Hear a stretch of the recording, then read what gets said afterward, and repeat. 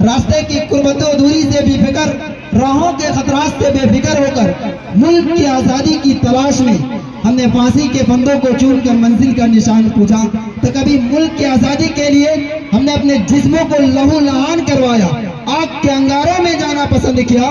ہم نے اس ملک کی آزادی کی برسر عدالت اور وطن آزادی سنائی تو مالٹا کے کوٹریوں کو اپنا وطن بنایا۔ ہم نے اس ملک کی آزادی کے لیے اپنے جسموں کو ٹکڑے ٹکڑے کرایا، پھانسی کے پھندوں کو چوما۔ ہم نے اس ملک کی آزادی کے لیے اپنی ماں اور بہنوں کو یتیم کر ڈالا۔ ہم نے اس ملک کی آزادی کے لیے اپنے سر کو کٹانا گوارا کیا، لیکن سر جھکانا گوارا نہیں کیا۔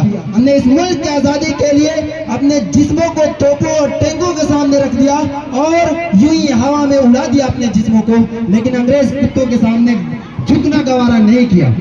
دوستو، صدیوں کی غلامی کے بعد اور ہماری قربانیوں کی بدولت ہمارا ملک ہندوستان انگریزی اقتدار سے آزاد ہوا، اور ہم نے بہت سوچ سمجھ کر یہ راستہ اختیار کیا، جمہوریت کا راستہ اختیار کیا، تاکہ مختلف مذاہب و ادیان اور نظریات و عقائد کے کروڑ ہندوستانی آزادی کے حقیقی دولت سے سرفراز ہو سکے۔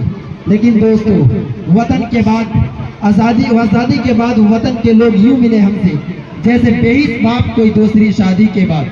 اب تاریخ کو اٹھائیے اور مطالعہ کیجئے کہ آزادی کے بعد مسلمانوں کے ساتھ کس طرح کا رویہ اختیار کیا گیا، ظلم استبداد کے کیسے کیسے ہتھیار استعمال کیے گئے۔ کبھی گورکشپ کے نام پر محمد اخلاق کا قتل کیا جاتا ہے، تو کبھی مظفر نگر میں ہماری ماؤں اور بہنوں کی عزت و آبرو کو لوٹا جاتا ہے، تو کبھی گجرات کے اندر ہمارے ماؤں اور بہنوں کو اور چھوٹے چھوٹے معصوم بچے کو گاجر مولی کی طرح کاٹ کر پھینک دیا جاتا ہے۔ اور تو اور جناب، ہمارے مساجد کو مسمار کیا جاتا ہے، مکاتب پر شک کی نگاہ ڈالی جاتی ہے، اور حد تو یہ ہو چکی ہے کہ آج شریعت میں مداخلت کی کوشش کی جا رہی ہے۔